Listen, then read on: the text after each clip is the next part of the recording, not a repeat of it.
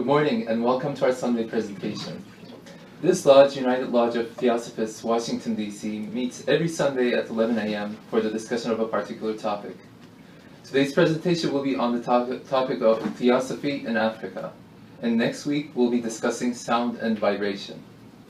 Additionally, at 12:30 p.m. every first and third Sunday of the month, we read and discuss selected theosophical writings. We're currently having roundtable discussions on The Key to Theosophy by H.P. Blavatsky.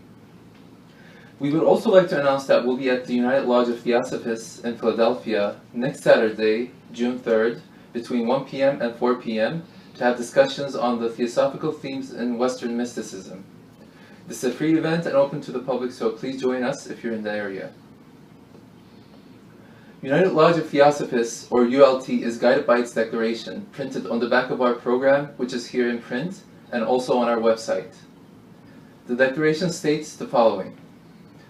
The policy of this lodge is independent devotion to the cause of theosophy, without professing attachment to any theosophical organization.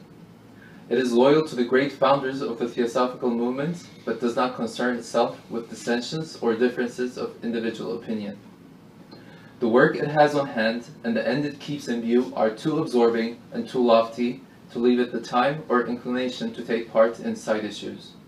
That work and that end is the dissemination of the fundamental principles of the philosophy of Theosophy, and the exemplification and practice of those principles through a truer realization of the self, a profounder conviction of universal brotherhood. It holds that the unassailable basis for union among Theosophists, wherever and however situated, is similarity of aim, purpose, and teaching, and therefore has neither constitution, bylaws, nor officers, the sole bond between its associates being that basis. And it aims to disseminate this idea among Theosophists in the furtherance of unity. It regards as Theosophists all who are engaged in the true service of humanity without distinction of race, creed, sex, condition, or organization, and it welcomes to its association all those who are in accord with its declared purposes and who desire to fit themselves by study and otherwise to be the better able to help and teach others. The true Theosophist belongs to no cult or sect, yet belongs to each and all. Today's reading comes from the Light of Asia.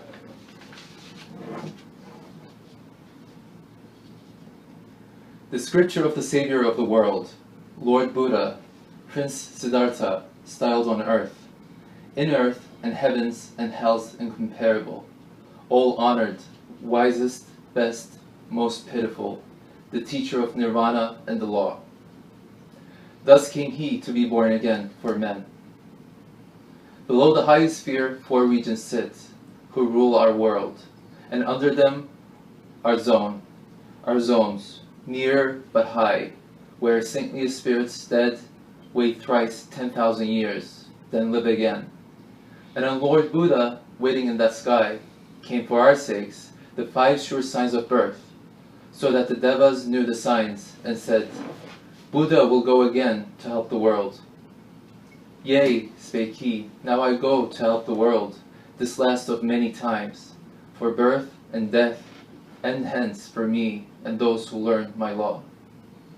I will go down among the Sakyas, under the southward snows of Himalaya, where pious people live and a just king.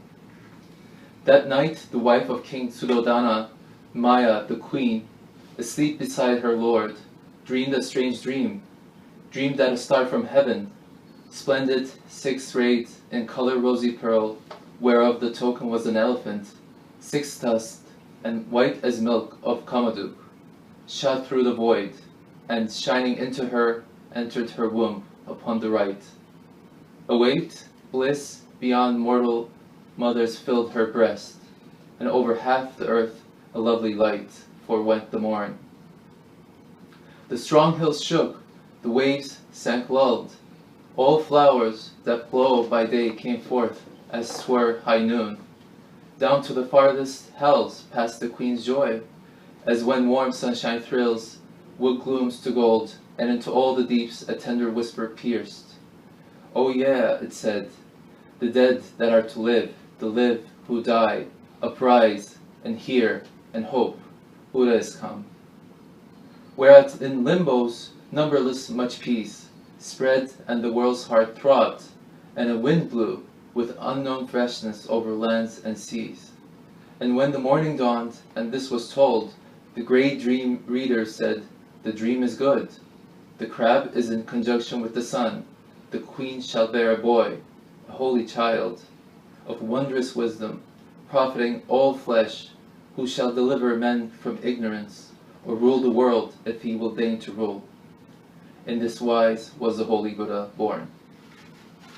And now for today's talk. Good morning and welcome, friends. When we talk about the wisdom of the ages, we normally go to Egypt because the pyramids and all of the historical facts remain there to show us that such was the case.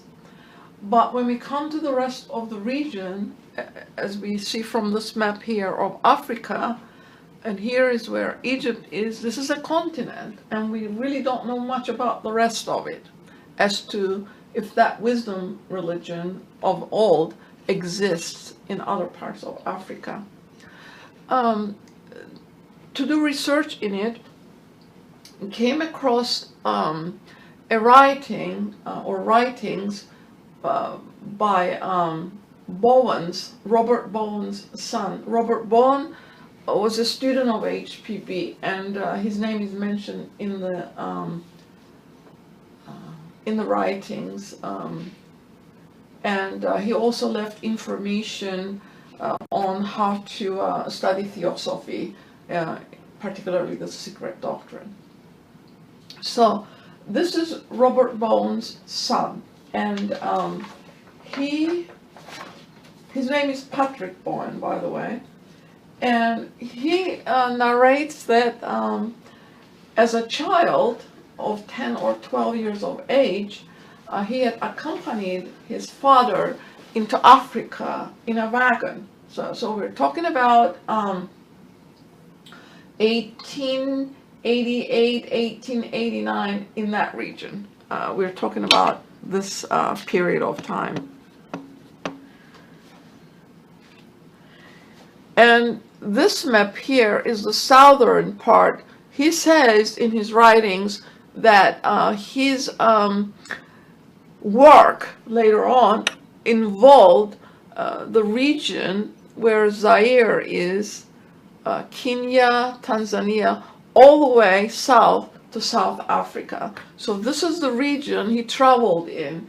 He was working for the British government and later on for chartered companies doing sensitive work, he says. So the region he visited, I mean, he did his work in, he does not give much detail about the years or specifics in each area because of the work he was doing. But in general, it's a very good paper and explains quite a lot of the existence of the wisdom in those areas. We will directly quote from his writings.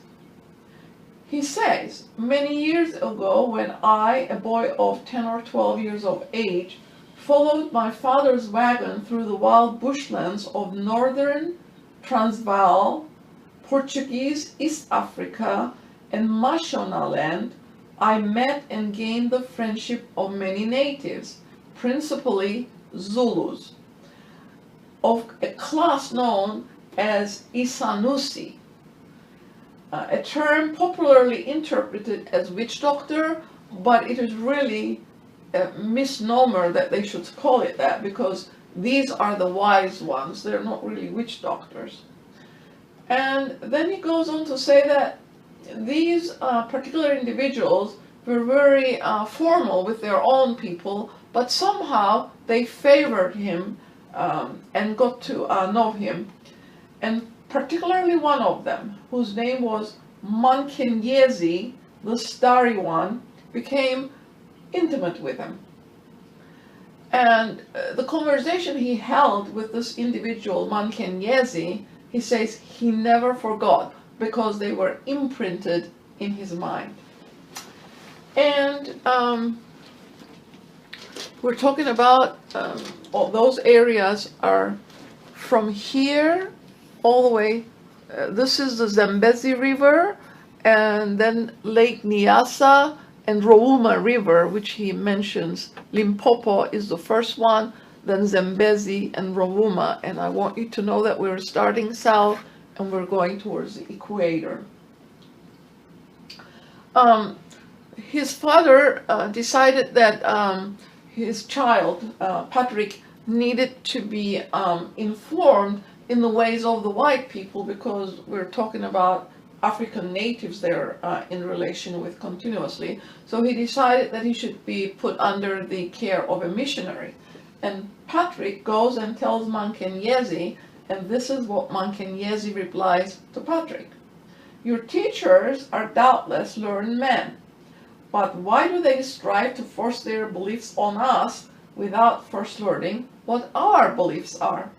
They, without proof or without inquiry, condemn us, the Isanusi, as deluders of our more ignorant brethren. They show how ignorant they are. I should tell you what we teach the common, ordinary native. We teach that he has a body, that within that body is a soul, and within the soul is a spark or portion of something we call the Itongo, which the common man interprets as the spiritual spirit of the tribe. We teach that after death, the soul, Itlozi, after hovering for a space near the body, departs to a place called Esilweni, place of beasts. This is a very different thing than entering the body of the beast. For a period which is long or short, according to the strength of the animal nature, the soul remains in Esilweni, but at last it throws aside its beast-like shape and moves onward to a place of rest. There it sleeps till a time comes when it dreams that something to do or to learn awaits it on earth. Then it awakes and returns through the place of beasts to earth and is born again as a child. Again and again does the soul travel through the body, through the place of beasts to its rest, dreams its dreams, and returns to the body, till at last the man becomes true man, and his soul, when he dies, goes straight to its rest, and thence, after a space, having ceased to dream of earth, moves on and becomes one with that from which it came, the Itongo. Then does the man know that, instead of being but himself, a part, he is truly all the tribe, and the tribe is he.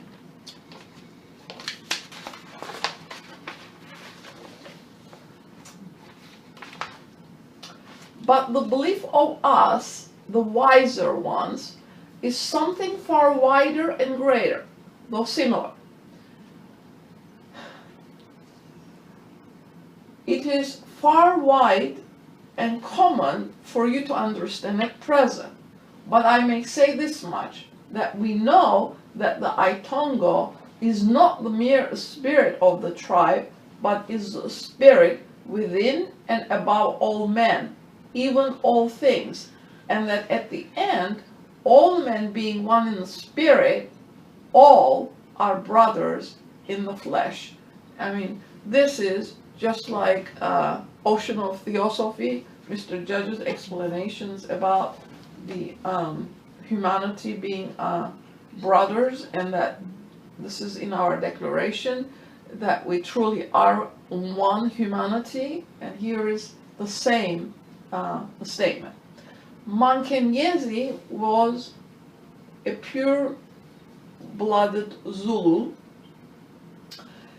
and he had met this Mankenyezi a couple years prior to this explanation given to him, and in that meeting he had told Patrick and his companion that they were going to go beyond the Limpopo River, which is where they were trying to go to, but Mankenyezi said they were going to go all the way to Lake Nyasa and Rovuma River. And he then told them that at that time they were going to come across an elder of the brotherhood that he belonged to. And this comes to be a fact. That is why he's saying that he could read into the future. Mankenyezi could read into the future. But to continue with that, he said,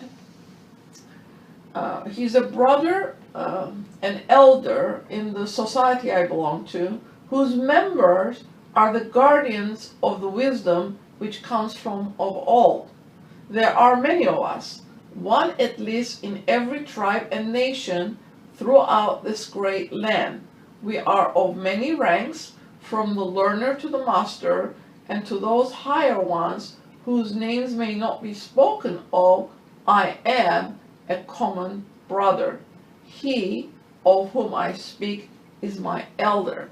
So we will put a little bit of that on the board as we go along about their division.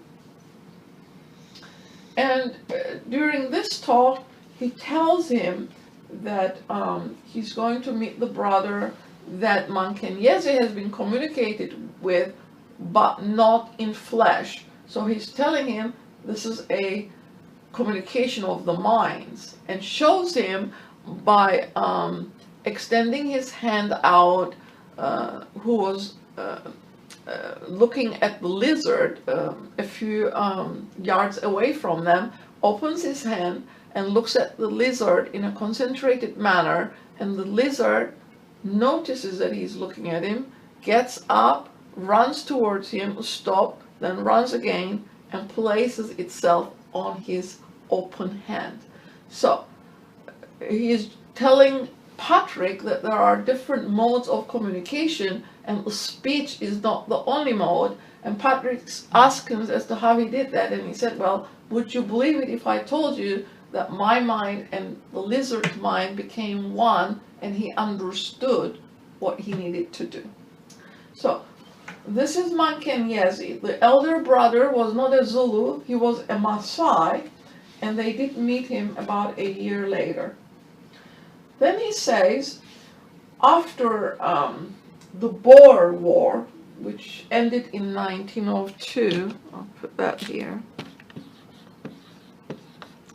he was engaged in some war for the Natal government, and that he came across, and he was on a native reserve, and he came across in a very remote, inaccessible valley, a small community of people, perhaps less than 100, of all ages and both sexes. They were not Zulus or of any African race. The only thing that they identified with was the way that the natives lived. They lived in the same manner. But by looking at them, you would have thought that they were from Southern Europe. In color, he says, they varied a good deal, from the brown of a high-caste Hindu to pure white. Their features were pure European. The chief of this community bore the Zulu name Mandhalalanga, the strength of the sun. He was a striking man, over 6 feet tall, and with prominent Greek features. Mandhalalanga was extremely friendly towards me, he says, and showed a desire to win my confidence.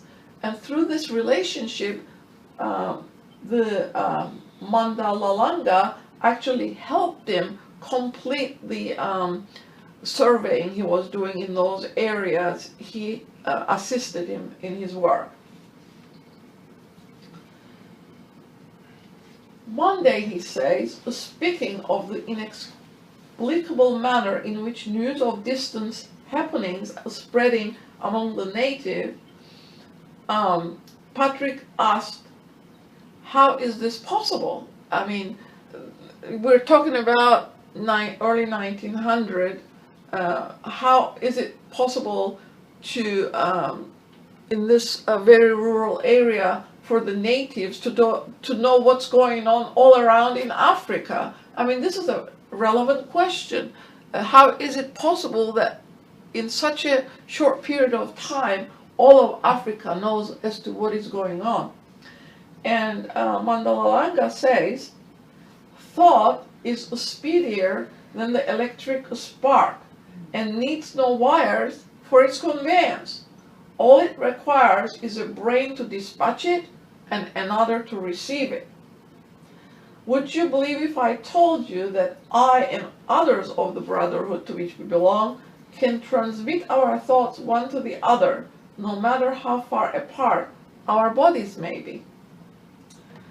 So this was, of course, startling to Patrick, and he says, I might believe that, but I should be more sure if you explained how it is done. You remember the first experience where the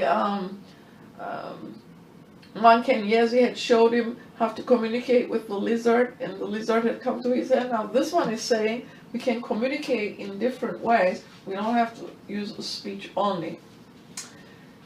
Then he explains, to attempt to explain our science to you, he said, smiling, would be rather like trying to explain the differential calculus to a child who is ignorant of simple addition.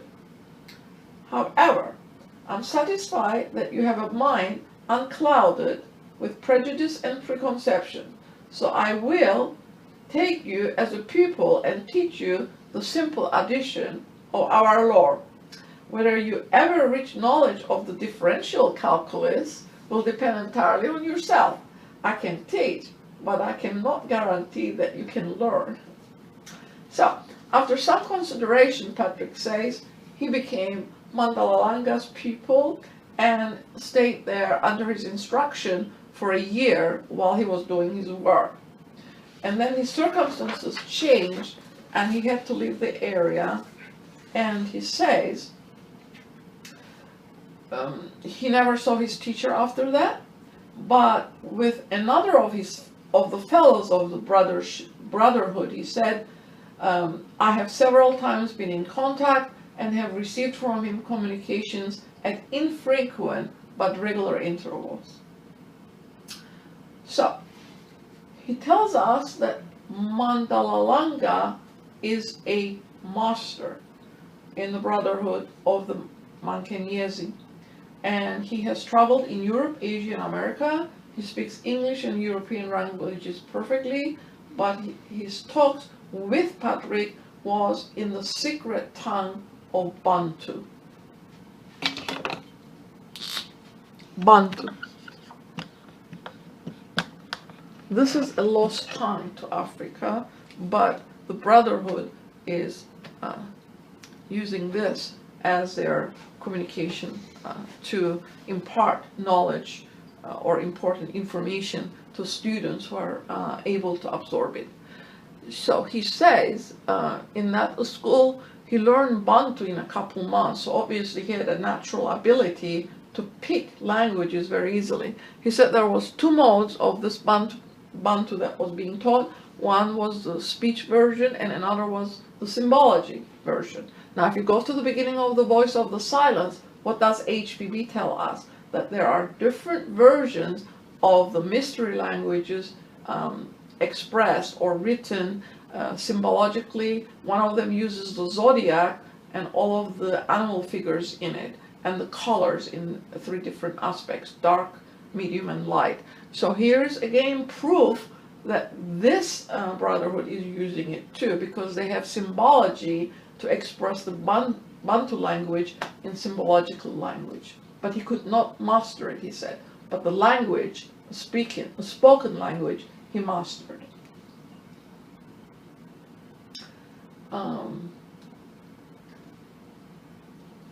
Mandhalalanga explained the existence, the riddle of existence, to him in this way. And this is from Patrick's writings at that time that he's quoting here. The Itongo, the universal spirit, is all that ever was, is, or ever shall be, conceivable or inconceivable. The Itongo is all things. All things are of it, but the sum of all things is not the Itongo. The Itongo is all the power there is. All power is of it, but all power, perceivable or conceivable, is not the Itongo. The Itongo is all the wisdom there is. All wisdom is of it, but all wisdom conceivable is not the Itongo. All substance, all power, all wisdom is of it, and it is in them and manifests through them, but it is also above them and beyond them, eternally unmanifest. So here is high metaphysics for us. As HPB explains in The Secret Doctrine, there is the manifested logos, and above is the unmanifested logos, and above that comes the what? Absolute. And here is all of these expressions are in this explanation, but it is given in a different way of explaining it. Man who is of the Itongo can never know the Itongo while he's a man. All he can know of it are certain manifestations which come within the range of his perceptions. And then he went into explaining the universal mind, universal substance or matter, and force. And this is also all in the Secret Doctrine.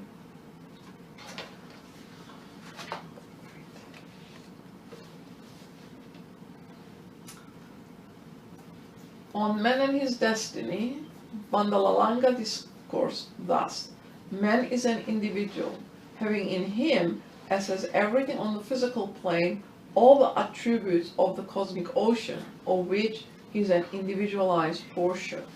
He has reached on his outward journey the stage of personal consciousness. I speak of men in general. There are undeveloped men whose personal consciousness is but rudimentary, as there are others who have transcended personality and know their real selves, that immortal portion first individualized from the lofty planes of the spiritual mind. And then he goes on to give the divisions.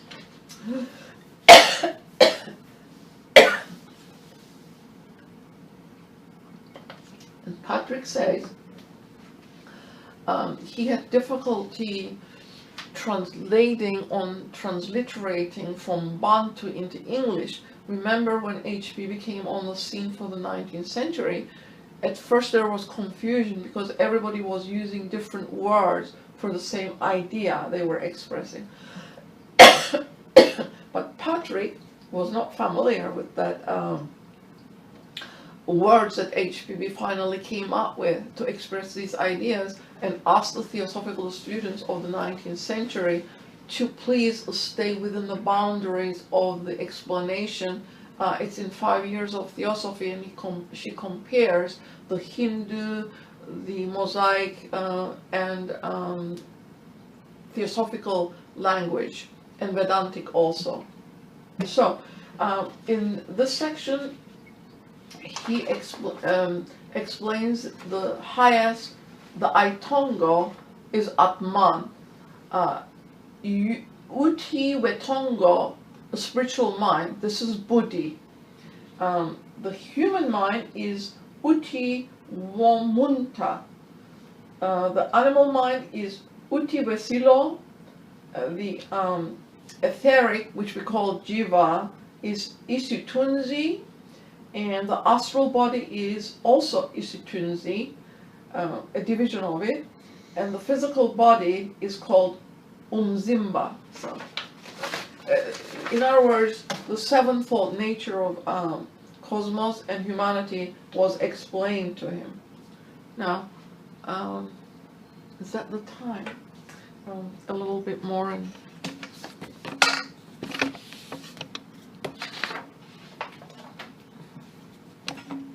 so he says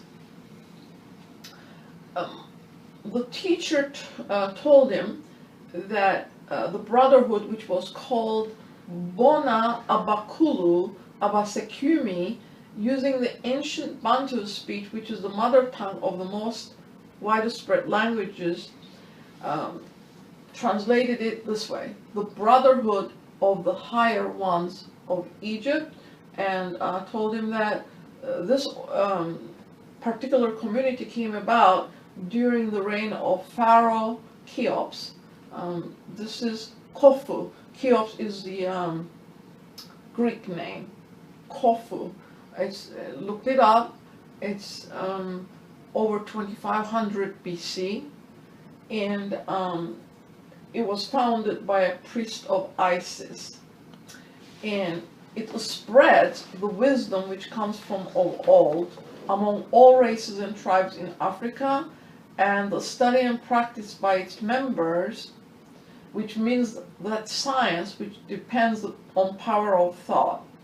What did HPB tell us? That this is not a physical understanding. It requires the inner understanding, which means meditation. So here it is again, science which depends on the power of thought. In other words, we have to learn to meditate on the inner aspect of our lives. This is not something that can be said and understood intellectually alone. We have to experience it on the inner lines of our being. So, and then he gives the name as Ukwazik Besi Thabango, if I'm pronouncing them correctly. This is the name of it. And he says the brotherhood is composed of the pupil,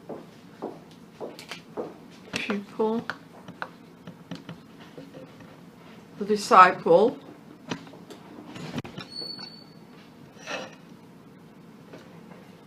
is correct, disciple, brother. You remember at the beginning, Mankenyezi had told him he was a brother, an ordinary brother. Then the elder,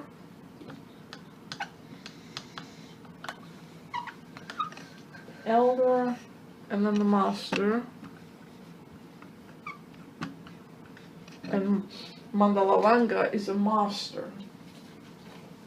Okay, the pupil is under probation for 3 years, and if it is found worthy, then he becomes a disciple and is sworn into the brotherhood and is subject to its disciplines. The brother is a full member of the order with powers of communication, not by speech, but mind communication, telepathic.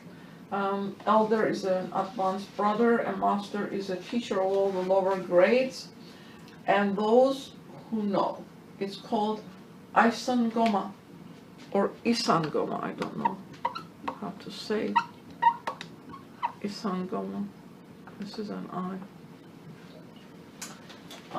Of these, he says, is not really permitted to talk.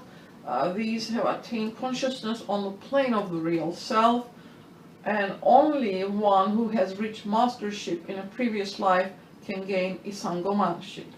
And there's an article about chelas, lay chelas, and masters that HPB had written, where she said that this takes consecutive lives of effort in order to reach to that height of development possible to humanity on earth. Then he says, let it not be thought that our Isangoma, elevated though they be, represent the supreme development possible to men on the physical plane. It is not so. There are others, and these, we call them Abakulubantu, supreme, the perfected men. So here we go again, that perfection that is possible to men. These are men for whom the necessity for rebirth has ceased. They dwell on earth in physical form by their own will and can retain or relinquish that form as they choose. I speak of them to assure the people of their existence. No one can see them in the flesh. From disciple up, you can meet them when you reach that level. Obviously, the inner development is there. And then he says, Of the source of the power we wield, the people can learn but little until he attains discipleship. But let him ponder this much. I have likened individuality to the whirlpools in the cosmic ocean, but all that ocean has not been cast into individuality. Between the whirlpools, myriad though they may be, the stretch wide, smooth spaces, identical with them in composition. We're talking about what? The field of the mind, chitta, manas. All the whirlpools are constantly sending out impressions. Now suppose a whirlpool to have gained power to control its internal vibrations and to send them pulsating through the ocean towards whatever object it desires. You can see that it may produce upon the object whatever effect it wants. Now think of the whirlpool as being a man. Is it not clear that by getting full control of the vibration of his higher planes, he may dispatch through the cosmic ocean of which he is a part, ripples of various kinds and intensities, which according to their nature and strength will produce effect on all the strata, from the highest and most sensitive down to the slime and mud of the depths. I give you this as food for thought, and I bid you digest it well. So here's again, the seventh principle man corresponds to the seven principles of the cosmos, and that when we learn to control the lower mind and allow the higher to come in and guide, that individuality then is in charge, not the personality. Who I am, my image and my senses and my emotions are not in charge. It has been put under control. So the higher then takes that guidance position, and this is how then we can move forward. There was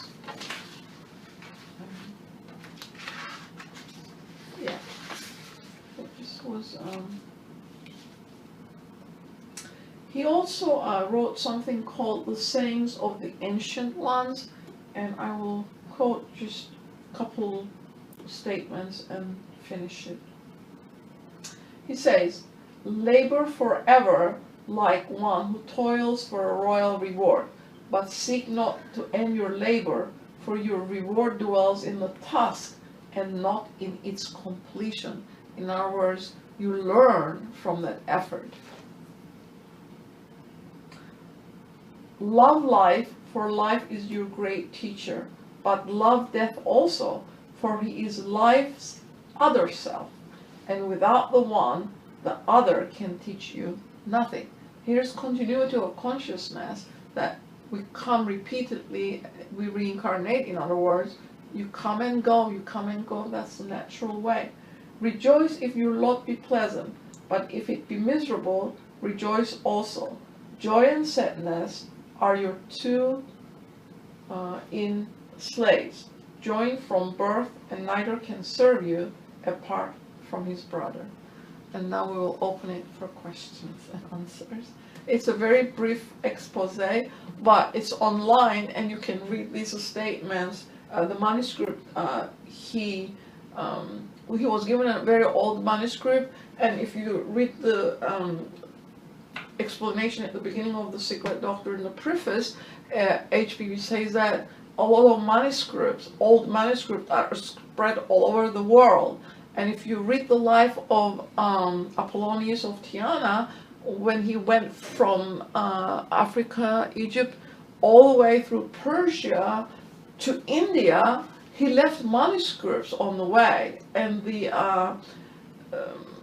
those temples, at that time they were temples, I'm not sure what we call them, they're perhaps, HPV explains that they have underground segments. It might not look like a temple on the surface, but what goes underneath the surface is according to these manuscripts. And all the way to Lhasa, there are those hermits who protect these manuscripts. So, and there are underground libraries that all of that, what was written, which is lost to humanity at this time, is preserved for our use in the future when we are able to understand what those manuscripts say. This is our inheritance, but it is protected because they don't want it to be lost to humanity. They want it preserved.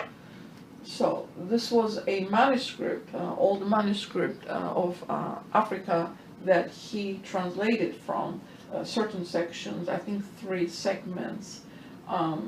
It's called The Sayings of the Ancient Ones, and it's online. You can go and read it if you wish to. Yeah. Jay arrived late. Who is this Patrick? Patrick Bowen?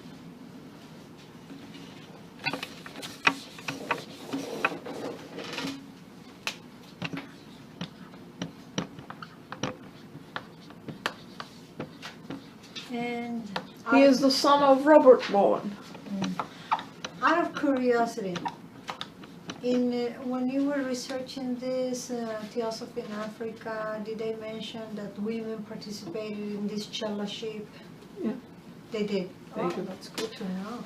Robert Bowen was HPB's student when he was in London. He studied with HPB, and he is mentioned in the transactions.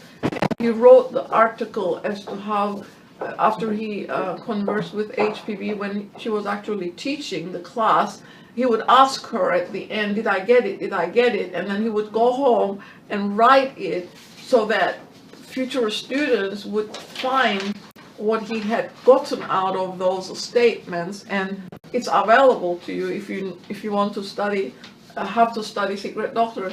But this student has never heard anybody say, I love it, but I love secret doctrine. I study it because I love what's in it. I get so much out of it. It gives me so much hope and courage for the future of humanity. That's why I read it. But Robert Bowen is the father of Patrick Bowen, and Patrick was Robert's youngest son who had accompanied him to Africa. I don't know what Robert Bowen was doing in Africa in the wagon, but he was with him as a child, 10, 12 years old, and this is when his first experiences with Mankenyezi took place, when he was 10, 12 years old. But obviously they went back to England, I think they were Irish, but they were in London because he studied with HPB, and Patrick, when he was older, came back to Africa and served. I think he joined the what was called the intelligence division of South African Rifles, and became a captain in it. And later on, he served in the South African Parks Board in Zululand, and this is how he was on native parks, coming in contact with these rural, very isolated areas, and this is when he met the higher orders of this brotherhood. So it obviously, the wisdom of the ages exists. It's just that the Western world doesn't know anything about it, because when the missionaries go in, they treat these local people as uninformed and ignorant, but actually they're more knowledgeable than the missionaries that go there to convert these people into their own system of thought.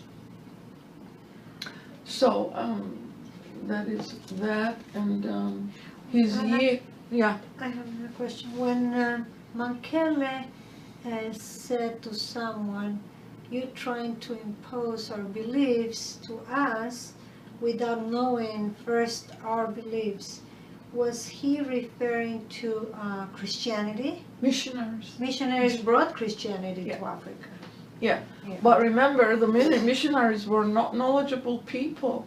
The missionaries just wanted to convert people to their own way of thinking. And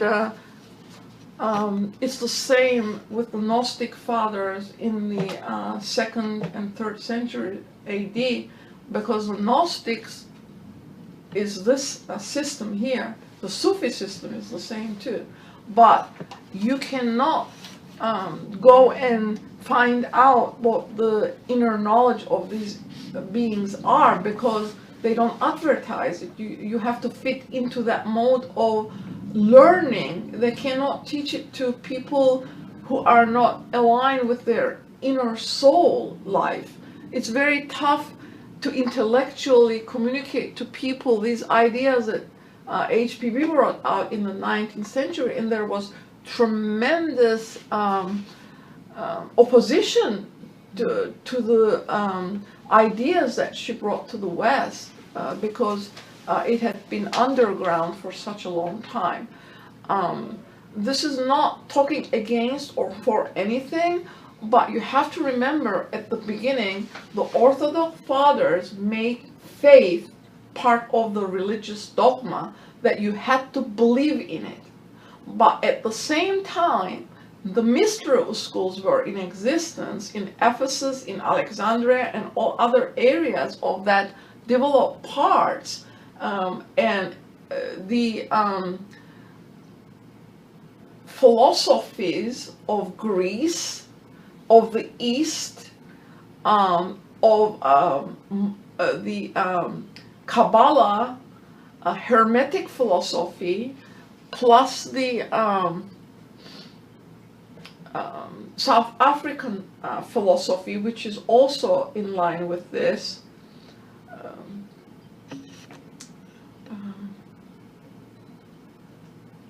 I can't remember the name. Kotl is the Quetzalcoatl, something like that. I can't remember. Anyway, they were all this inner knowledge of the mystery schools scattered all over the world. It's not just Asia who had it. Look, Africa had it. South America definitely had it. HPB visited Honduras and those areas. I'm not sure if it was Honduras, but in those, she went to South Africa twice. So she gathered that information firsthand. So she knew that it existed everywhere, and she had access to places that ordinary people did not. So she brought it back. But imagine what kind of karma humanity has, that for over 1,000, almost how many, 2,000, almost 2,000 years, 17 centuries, we did not have this knowledge on the surface. It had gone underground because the surface could not carry it. They were persecuted. The ones who understood this philosophy were persecuted.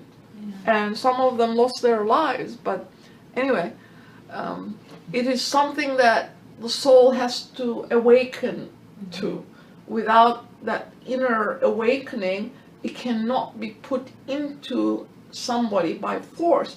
So then we understand then how the Gnostics and the Orthodox fathers within the same church were fighting this fight, because the Gnostics knew that this philosophy was everywhere, and the individuals that came out of those mystery schools also knew this philosophy. So they didn't pay much attention to Christianity at that time, because it was based on faith, and the church was condemning knowledge. Like Ammonius Saccas was a Christian. He was born to Christian parents, but he became a pagan, and he's God taught. Ammonius means sack carrier. He used to be in Alexandria a porter. They were so poor, he was doing porter work to help his family at that time. But what he noticed was all these different peoples coming from different places, and everyone saying similar things. And when he asked the priest said, no, you don't need knowledge, you have to believe. You have to base it on faith. And Ammonius kept saying, but I want to know the truth. I don't want to base it on faith. So he went out and studied Platonic philosophy. And that's how he started his Neoplatonic school in 193 AD. So those people who had this knowledge understood the philosophical foundations of all religions to be based on the one same ancient wisdom. So. Okay. In the system of chelaship that you wrote, there were just 6. 7. No, I counted them. It Oh. was 6. But that's not my question. Perfect man is the 7th. Oh, okay. The, That was not on the board. Abakulubantu, perfected men. They belong to all. Yeah, it made me wonder why there were only 6. But I assumed that Patrick became a brother because he then could write. Or what did he? He was a student. He was accepted. Obviously, Yeah. they were teaching him the Bantu language. It's a Yeah. secret language. Pupil, Obviously, since he kept disciple. that mode of learning, he had to be initiated Yeah. into the secrets of this brotherhood. Yeah. But But what he yeah. reached as a student does not Yeah, know. maybe it's not. I do not know. Yeah, but once they reach after the master, it becomes again secret. They cannot disclose. Well, Because even all the rest of them cannot really say it. Yeah. Because what is it expected of you? You're sworn to secrecy. Yeah, you have to get there in order to. Yeah, you're sworn. Yeah. There might be people amongst the Theosophical students who might be going through this system. By looking at people, you wouldn't know it. Secrets. Remember, HPB started the inner circle when she was on Earth. She invited our students to join the inner section. She had the Theosophical body. Then she said, some of you can join the second section, which is this. And the third section is the Lodge of the Masters. And she was sworn to the Master. HPB was sworn to the Master. So she was a category on her own, but then she invited her students to join this second section of the Theosophical Society at that time. But, she said, the Western mind and Western nature is not really trained to become a Chela because purification is necessary. Yes? You said before that that system still exists. This time you said it might exist, and you said HPV started it. Does it exist? Obviously it exists. It's a secret path. Those who are in it know it, but they're also sworn to secrecy. They're not going to go and announce it, and the ones that announce it, they're not in it anymore, because you have left it, whether you know it or not. I'm asking on an individual basis. Well, obviously, So this is still existing. of course it exists. It never disappears. It exists. It's everywhere. And he said we have, I'm coming to you, he said we have students all over the world, Asia, America, Middle East, Africa, everywhere. So the wisdom of the ages is everywhere. Those who know have to find it. Right? How do you know? How do you know how to find it? Because HPB left all this writing for us. You have to internalize that for yourself. And if you're asking for people to come forward and tell you if they're in it, no one of them is going to do it. Because as said, he said, you become one by being sworn into it. And they're not going to announce it. Patrick was given permission to transliterate 3 segments or 3, whatever it is, of this ancient document, and then was obviously permitted to publish it. He would have never done it otherwise. It's, yeah, the supreme ones, the perfect man, called the Abakulubantu, is the 7th, which is the masters at the top. Yes.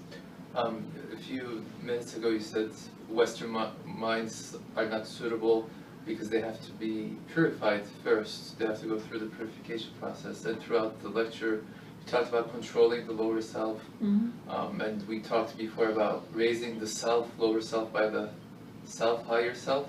Mm-hmm. So my question, and in my studies, this, it's not a brute force control of the the lower self cannot control the lower self.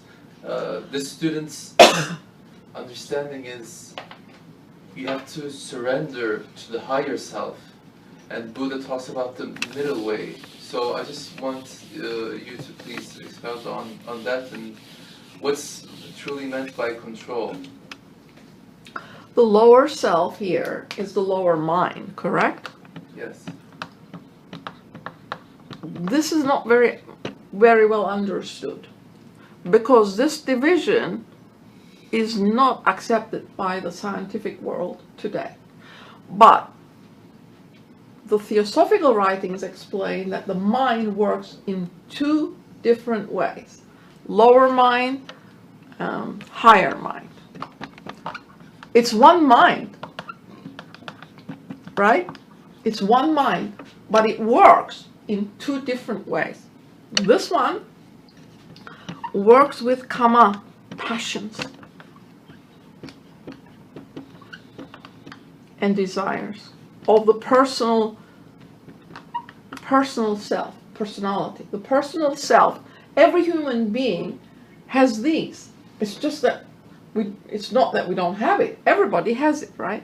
But this one is altruistic. Its concern is with all men, humanity. Total.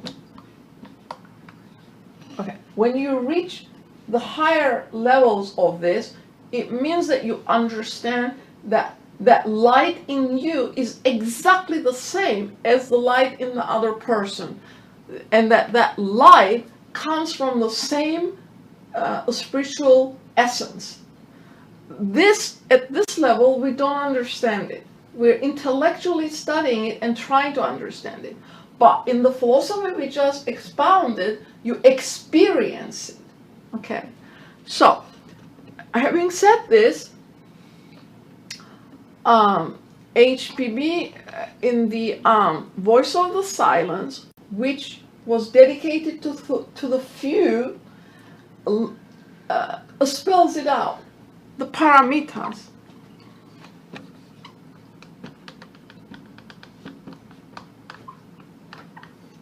Okay. And the paramitas are expounded in the Buddha's middle way. But remember, Buddha also had an exoteric that he gave out to the general public, and the esoteric which he gave to his arhats. And these arhats were the ones that disseminated his philosophy all over the land. Each one went in one direction and disseminated his philosophy. So his inner philosophy is exactly the same as the wisdom religion of all. But he was a Hindu, and he formulated his teachings according to the Hindu mind of the time, 600 BC, about 600 BC. But he was a Hindu. He came to his own nation, he came to all of Asia, he came to all of the world, he came to also those arhats, the ones that had prepared themselves and were ready to reach the highest level during his incarnation. These are the arhats.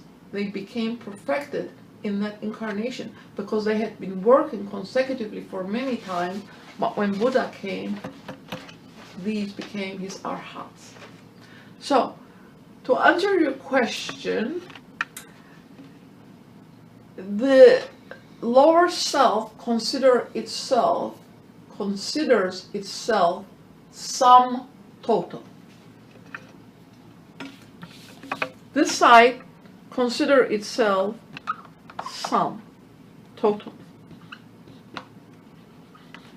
Does not acknowledge this. The personality, the intellectual mind is so very developed, does not allow any of the spiritual aspect of that life to have any say in what is going on in the personal life. that is where people don't understand the implications of the lower mind. Because our society encourages the development of the side of mind. But with this philosophy, it's the higher side of your nature that has to be developed, not this side. You have to learn to control your desires and your passions. That's where the control comes in. Okay, today I want to go on vacation. Tomorrow I want to go buy a new dress. On the third day, I'm going to go to the someplace, have a workout top to bottom. Whatever it is, it's there. Every one of us has something that's personal, but not to give into it. And what about gluttony in our nation or all over the place? Gluttony, even in the olden days, was a sin that Americans now have lost proportion of size for our meals. We eat too much food. Food is everywhere. And not only that, but the companies put sugar in everything. Where it is not necessary, we have high fructose sugar. Ketchup has high fructose sugar. Not just the milk that we feed our children in the school has sugar in it, but everything else on the shelves has sugar in it. But if the American people will not become conscious of what is going on with these companies and demand a change in the way that is being served to us, it will continue in the same pattern. In the olden days, our parents walked everywhere because they didn't have cars, and they had to physically, manually do the work, wash clothes, so forth. And they used that energy. But our lifestyle has changed tremendously, and the food industry is not enabling humanity to retain health. And then you have the pharmaceuticals on the other side advertising all those pills and telling people, go ask your doctor for this pill. How wise is that? Yeah, Matt. I wanted to follow up on one question you had about submission. Is that in line with your question, or? Go ahead. Okay. It's fine. So I didn't address that. It sounds very much to me like, yeah, there's a fine line between the term control and the term submission. But control suggests to me that we are starting from the lower self, and we're trying to get that in control by going to the, working our way up to the higher self.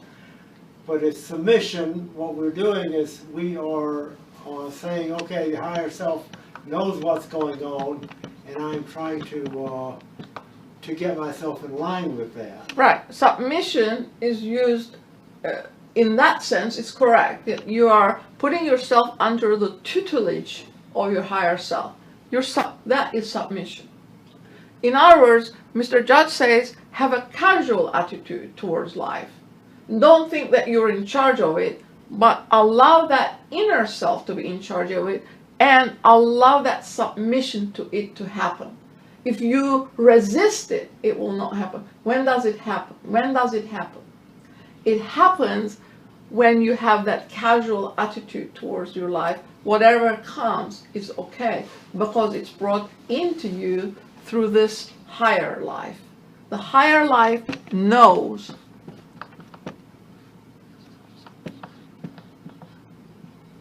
The higher life knows, the soul knows what it needs. Yeah. The soul knows what it needs. It will provide the environment where you're going to learn it, whether you want to or not. If you don't learn it by choice, it will force it on you. Okay, you're on. I'll save my question for, after this, we wrap this up because we're over time, so I don't want to. Okay, thank you for coming. So please join us for next week at 11 a.m. It is sound and vibration. Sound and vibration. And Saturday in Philadelphia, we're working with Philadelphia to do this Right, there is a Theosophical theory symposium was the from mission. 1 to 4 in Mysticism. Philadelphia, ULT, on Chestnut Street, please. 1917 Walnut. Oh, Walnut Street. Philadelphia. I'm From- sorry, from Walnut one Street. From 1 until 4. Thank you.